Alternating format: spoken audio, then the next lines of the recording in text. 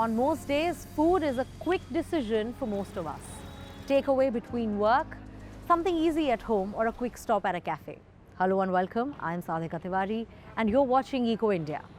Habit and convenience are usually the two things that guide what we eat.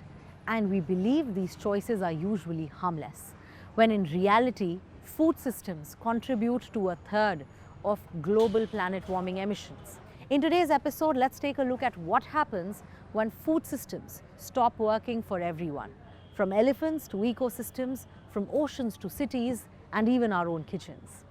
Sometimes when food systems break down, the consequences show up far away from our plates. In Assam, this breakdown is playing out across forests and farms, straining the relationship between elephants and humans. It's not an unusual sight in the northeastern state of Assam. A dead elephant. This one was electrocuted by overhead wires that were hanging too low. A logical consequence of humans encroaching more and more on the elephant's natural habitat. In Balajuri, a small village nearby, they are unpopular visitors. 58-year-old Mohammad Hiruz Buyan recalls how homes and land have been under constant attack. Previously, there was mostly conflict. If you spoke about elephants, it meant conflict. In the past, the human population treated elephants differently. It's a relationship that Dr. Sheila Bora, historian and conservationist, has spent decades observing. It's very interesting, in Assam especially, people revered elephants. But to see that in spite of this reverence, that this human-elephant conflict is taking place now. Before hunting was banned, elephant shikars used to be a common practice.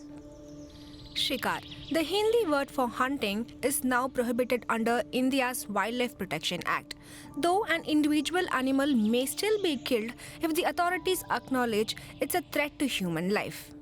India is home to more than 26,000 Asian elephants, 60% of the global total. But in Assam, roughly 1,200 have died in the past 25 years. Half of them due to human activity, through electrocution, speeding trains, or intentional poisoning. The animals are known to disperse seeds, create paths for other wildlife, and maintain water sources. If Assam were to lose its remaining herds, forests and grasslands would become less productive. It could mean less water and poorer soil. Across Asia, their disappearance would shake entire ecosystems and reduce nature's ability to handle climate stress. But still, their habitats are under threat. Whether it is agricultural development, people are cultivating, plantations are going into forest areas. Deforestation is taking place, mines are being set up. Railway tracks are passing through habitats. All sorts of things are happening, So naturally, where will they go? Another factor igniting the conflict is food. Elephants spend up to 19 hours a day munching fruit, grasses, and roots, including here in Assam's Nagaon district, part of the Hatikoli corridor that connects local elephant habitats. In Assam, major conflict takes place in the month of November and December when the paddy is ripened paddy, and elephants cannot resist it. 91-year-old Pradeep Kumar Buyan says this crisis pushed him and his wife to act. In 2018, they founded Hati Bondhu, which means Friends of Elephants. It tried something unprecedented. They asked villagers to create buffer zones and voluntarily grow crops like rice, napier grass, and fruits for the elephants to eat all year long. At first, the villagers were not convinced. They were mad at us. They thought we were mad and they more or less chased us out because elephants were enemy for them. But we persisted. After 2 months or so, and at least 20-25 meetings, the women folk agreed. And that is how it started. When the paddy is ready, villagers perform a puja, a Hindu ritual, to invite the elephants. Close to 200 local villagers have joined the project. For the farmers who own land, it was no easy transition. growing feed for elephants means less harvest, so they are being compensated for the work they do, funded by the initiative's private trust. After each harvest, team members of Hati Bandhu visit the farmers to learn how the season went. Maido, cardam. Over time, the community's relationship with elephants has transformed despite the former clashes. After Hati Bandhu arrived, we discussed as a village the challenge that we were facing. And we came to the conclusion that we should sow some crops, especially for the elephants. After this farmer donated an enormous 52 hectares of her land, she was rewarded with a bumper crop of paddy in 2024, which the elephants didn't come after. To date, the project only targets a few herds. Rolling it out extensively would mean taking many more villages on board, says Dr. Sheila Bora. If you think of the elephant's migratory route, they'll come down from the Himalayas right down to the Malayan Peninsula, right? If you think of creating food zones like this all through the migratory route, you can imagine the number of food zones that we will require. But for the villages in Roghang and beyond, the project has eased tensions. No elephant deaths have been reported for several years now. And because food grows directly along their natural paths, the elephants stay away from farms, creating room for both sides to live together safely.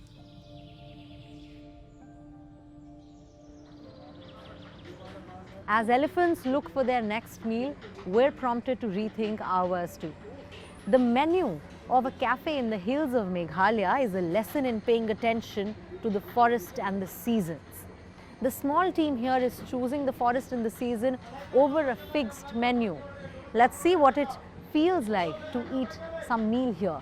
Let's head to our next stop, Mother Earth Cafe, and meet their team. Here in the hills of Meghalaya, lunch is more than a meal. Plantana Mujai's cooking is a quiet return to roots.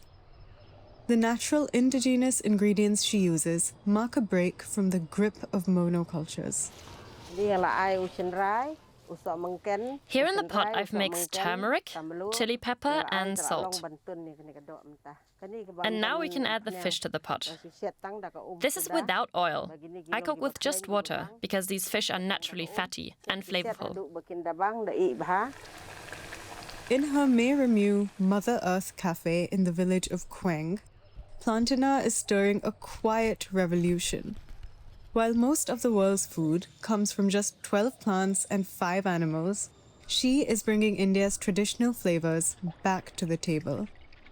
In her eatery, nature writes the menu.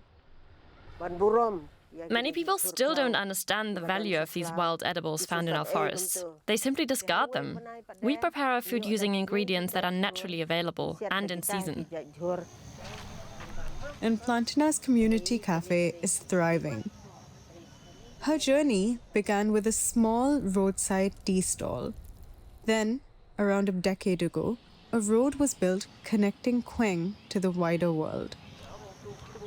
She then got another boost. NESFAS, the Northeast Society for Agroecology Support, works across Meghalaya and Nagaland to revive indigenous peoples' food systems, map biodiversity, and strengthen community resilience through traditional and sustainable farming. It helped Plantana's cafe flourish and connect with people beyond the village. It opened the door for local women and young people.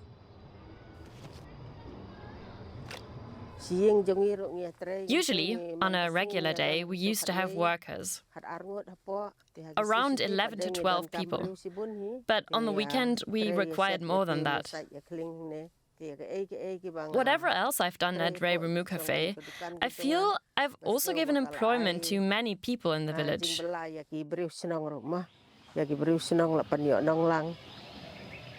In Queng, where most families rely on small-scale farming and other low-paying jobs, many struggle to maintain a steady income. Meramu has grown into a small but reliable community economy, offering farmers, foragers, and young people a reliable market for their produce. Among those helping run the kitchen is local farmer Radian Siam, who believes in keeping traditions alive. I started farming when I was young. It is the kind of work I truly love to do. All the crops and vegetables I grow are completely organic. I don't use chemical fertilizers. Whatever is left after we consume ourselves, I sell. But now, since the May Ramu Cafe is there, we sell our produce directly to them.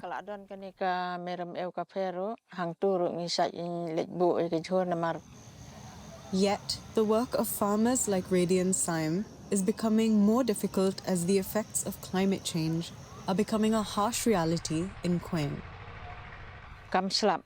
Sometimes climate change affects our farming. When it is supposed to rain, it doesn't, and when it is supposed to be dry, it rains instead. These are the challenges that we farmers face. Radian keeps her traditional practices to make her fields resilient in these challenging times. By carefully timing planting and maintaining mixed farms of rice, ginger, yams, beans, and herbs, she keeps her land fertile and her crops diverse. That translates into flavorful dishes that visitors love. It took us around an hour and a half from home. And it is something that I am very glad we did make this trip, because the food out here, it's awesome. It's very tasty, it's very good, it's cooked well, it's organic. Right? We relish it because of the taste. And this kind of authentic taste, it's very difficult for you to get this kind of taste anywhere else. It's with great pride that we say it belongs to our community, you know. For Plantina, it's important that the cafe serves food that is not only delicious but also affordable. The menu is carefully priced for local residents, with single dishes for everyday meals and larger shared platters that bring families and groups together. All of it is served inside a traditional bamboo hut, a space Plantina believes reflects the land around it.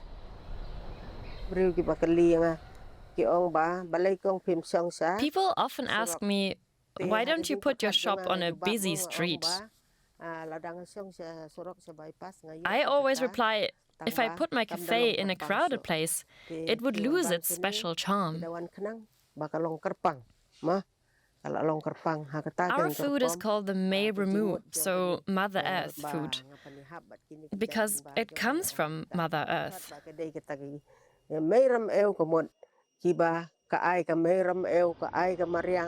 Global food systems produce a third of greenhouse gases.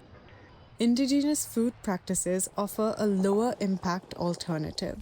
They're environmentally sustainable and could hold lessons for the wider world. In Meghalaya, Nesfus is working to build on these strengths. There are already 5 Meramu cafes, and more to come in over 20 other villages. The Meramo Cafe is basically promoting this circular economy. The fish that you can see there, the insects that you can see there, and then the rice that you can see there, all are basically sourcing from the local landscape. So there's not much transportation involved in that process. So this is one way that we are reducing the carbon emission from that point of view. Empowering women, creating economic opportunities, using sustainable ingredients. Plantina's local approach has a global message. We've seen what happens when food stays rooted in place, community, culture, season, and the landscape. But not all food systems leave behind something that is so nourishing. Along the coast of Greece, the seafood that we consume is leaving behind a problem that many are choosing to ignore. Former fish farms are long gone, but they've left their traces behind, a trail of plastic and pollution. In this part of Greece, these giant rings are everywhere. There's not much to see on the surface, but many of them are hiding a secret right below. They've been rotting here for years, spreading plastic across the coastline and far into the ocean. And no one is talking about it. It's an environmental crime. How can you go to bed at the end of the day and you're responsible for all this? They're called ghost farms, and they're not only a Greek problem. Companies around the world are getting away with this. You can see what the damage is like coming out of 40 businesses, so you can imagine what is going to happen with the 400. Ghost farms like these are a growing part of the plastic waste that is filling oceans and seas everywhere. So getting rid of them is really important. The problem is that it's a long, messy, and dangerous process. This is Veronica Mikos. She invited us to join her and her team in Methana, a small town a few hours' drive from Athens. They're here to clean up a farm that's been here since 1993. At the first glance, it's tragic. You just don't know where to start. Everywhere you look, like what to touch first. It used to produce sea bass and sea bream, but from 2011, the company that ran it started running into licensing issues. The farm eventually shut down, but instead of removing it, the company just abandoned it instead. From above, these fish farms may look like they have little impact on their surroundings, but they're actually huge pieces of infrastructure. The ones being cleaned up here go 40 meters down. And because most of it is made of plastic, when they're abandoned, they begin to break down, causing massive problems. The nets start to tangle, trapping and killing wild fish, which then attract and trap other fish, creating a cycle that could last for decades.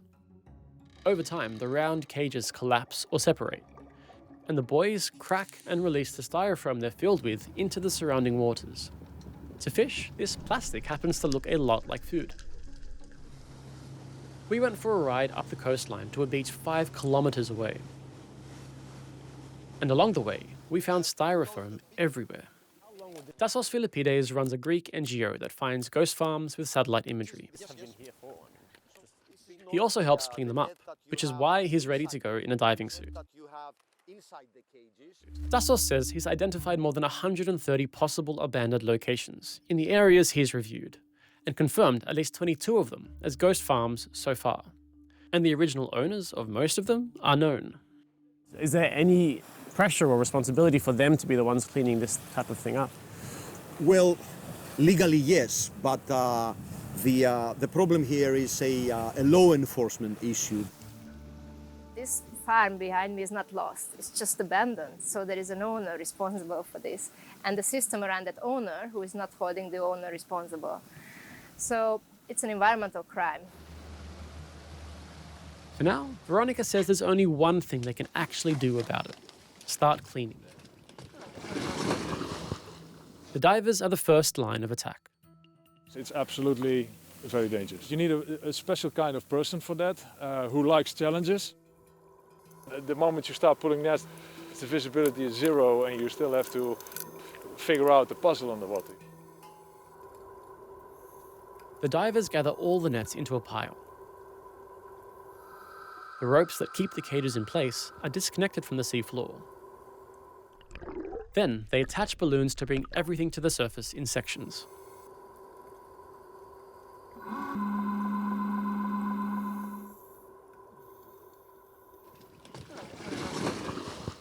Once it's all up, the last stage begins. The giant rings are slowly brought into this ship, the Typhoon, which specializes in removing marine waste. On the boat, things move very fast. In the end, it took 5 full days of work to remove all 18 sections of this fish farm. But it turns out the hard part was being allowed to do any of this in the first place. How much support do you get from the government? The government is providing the green light for us to do this. So basically, they don't block us. She's probably laughing because despite the fact that they're cleaning up other people's problems for free, it seems like nobody here actually wants them to be doing it. It took us more than a year to get an assignment from the government for this cleanup. Without getting that, we could be blamed that we are stealing a functional facility. That's exactly what happened a year ago, when representatives of Healthy Seas and Ozone were sued by the owner of a different abandoned facility in Nafpaktos, claiming they had damaged €500,000 of his equipment. An NGO opposed to industrial fish farms says the government is planning to expand the waters available for aquaculture by an average of 24 times around the country, based on the contracts and legislation they've found. We asked the main Greek aquaculture group, Harpo, if there were any plans to change the industry's practices as it expanded so much. They didn't get back to us. For now, this ghost farm that had been haunting Methena's coastline is finally gone. But its legacy, the microplastics and debris that have already been carried far away by fish and ocean currents, will live on centuries longer than anyone here. Mass production of food can leave behind a slew of problems that no one actually wants to take responsibility for. From plastic in the ocean to damage that lingers long after the businesses have disappeared. But not all food production has to happen on a scale that is so commercial and so large. In a dense city like Chennai, change is happening slowly at a much smaller scale in private spaces. Our next story takes us to a rooftop where this change is happening, and that is actually redefining the distance between farm to table. No space is too small for Naveen Kumar to grow vegetables in. He might live in the city, but that doesn't mean he can't enjoy fresh produce. When I first started, I had just 5 plants. Now there is a little forest on my terrace. He started greening his terrace 7 years ago. Seen from above, it really stands out in the urban environment, a splash of green amid the roofs of Chennai. It is a 450 square feet space with 200 varieties of plants. Naveen is a passionate nature lover. He grows eggplants, limes, figs and edible flowers such as hibiscus and dahlias, all on his small roof.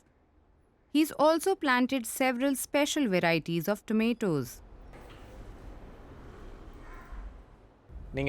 This here isn't just any tomato plant. It is a nearly extinct variety called the Togo tomato. It has a unique sweet and sour taste, and there is no need to refrigerate it.